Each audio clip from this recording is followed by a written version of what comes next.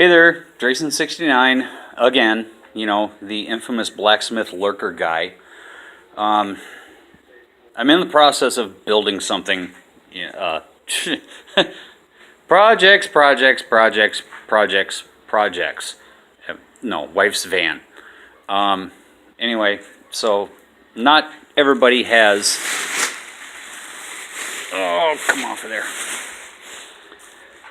Has an antique pan forge that was more or less gifted to them by an awesome person.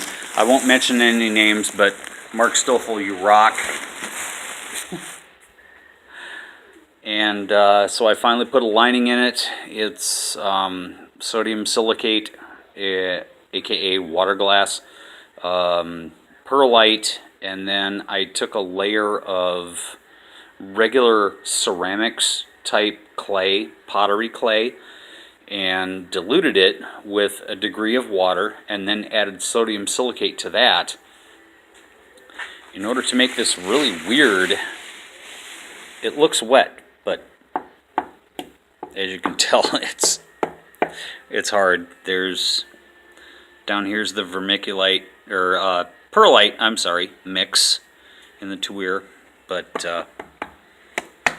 I put that in there and I charged it with yeah, another section. We won't mention any names, but I had some dry ice. I put it in a soup can, set it in the hole, I put the garbage bag over top, and believe it or not, that wet mud of clay with the sodium silicate in it hardened up literally overnight. So the point of this all is, as we progress, tool porn. As we progress, I've been grumping for so long that I need to build another dirtbox forge. Well, finally, I'm getting there. Scavenged 2x6s. I think that one's a 2x8. Yeah, that's probably 2x8, 2x6, 2x6. Okay. 2x6 walls. Building the box. Big old box. And like I said, this is all scavenged stuff. You don't have to have one of those hunky-dory, awesome, cool forges with a massive blower. This part here is going to be cut out so I can rest things down into it. Probably going to drill the hole here for the tuer pipe, which is going to be black iron pipe. The base of this, I am seriously considering mixing up some more of that sodium silicate, which is not difficult, but it can be, well, you have to be cautious. I mean, you're working with something that can burn your skin just by sitting on it or touching it. So yeah, look up sodium silicate or water glass, you know, making super concentrated, etc., etc. Oh, shoot, beer. Anyway, so I'm going to fill it in relatively light in the bottom, and then I'm going to balance everything out in the center with some fire brick, and then probably some more of the clay silica mixture, and have something hopefully that's going to be a tad bit more durable. The dirtbox forge I was using before, this lovely beauty has probably earned me, yeah, granted, earned, at least $500 in the last 3 years, but I haven't been going to lots of events and stuff, so I don't know if you can tell here, but we got the wash tub on top, and then here's the actual forge, and you can see it's starting to split out there.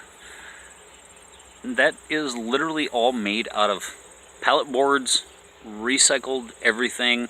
This tray section here was added after I figured out my level was too low as far as insulation.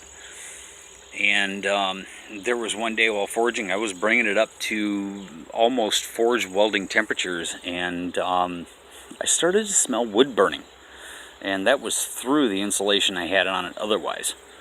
So that's why this one is almost twice as deep, and I'm going to make sure it has a good solid duck's nest in it. It'll probably drop to 3 to 4 inches, whereas the one on the other one was only about 2 inches, maybe 2.5 inches deep. It's just a thing, and I mean, you can forge in a hole in the ground. You can make money by becoming a skilled craftsman at blacksmithing. I mean, even if you got to bang out like 1,000 S-hooks in order to buy your first junk anvil, go for it. Don't give up. Keep practicing. If you've got a passion for it, do it. Oh yeah, there's the quote-unquote blower. It's a Walmart $10 air mattress inflator. And yes, like I said, I have hit forge welding temperatures in this forge. I have forge welded in this forge. Garage door springs. A friend of mine asked me to make her some hot dog roasting forks because she didn't want to go to Walmart and buy, you know, $3 forks that were going to last 1 year and break. And I straightened out, like, I think it was 4 or 6 coils off in a garage door spring, rolled them over, forge welded the ends, or more or less did a butt weld, faggot weld, I'm not sure what the term is, but I forge welded them back, split the loop, and made the tines, and I charged her $15 a piece for them, because I knew they were going to last forever. I also tapered out, or drew out and twisted the ends, and cut off sugar maple branches to make handles for them, and ground them all down, and finished them off with boiled linseed oil, and I know she's still using them, and that was 2 years ago. So don't be afraid to smith. Start with a dirtbox air mattress inflator. Use lump charcoal, brush pile charcoal, anything. Wrangler Star even had a deal where he was boasting somebody selling forges that would burn straight out wood. I have done that before. Yeah, it's smoky, but do it in a crosswind. You'll be glad you did, because you're able to heat metal. Supply the right amount of air, you'll get the right force, and you'll get things going. I'm headed to an event this weekend, Charles City, and gonna meet up with some of my SCA friends, and not with this forge, but I'll be banging some iron and hoping to meet up with some of my buddies, my forging buddies, SCA folk, people that are into the craft, and who knows, in my little piece of redneck paradise in the middle of Prairie du Chien, Wisconsin, we might have ourselves a little hammer in, a bonfire, and some good fellowship. Oh, as a matter of fact, sorry, this new forge, that's going to go on our old dead dryer. I figure that's a nice porcelain coated, fairly weather resistant, comes with a built-in tool cabinet. Why not? Recycle, repurpose. Okay, I've taken up enough of your guys' time.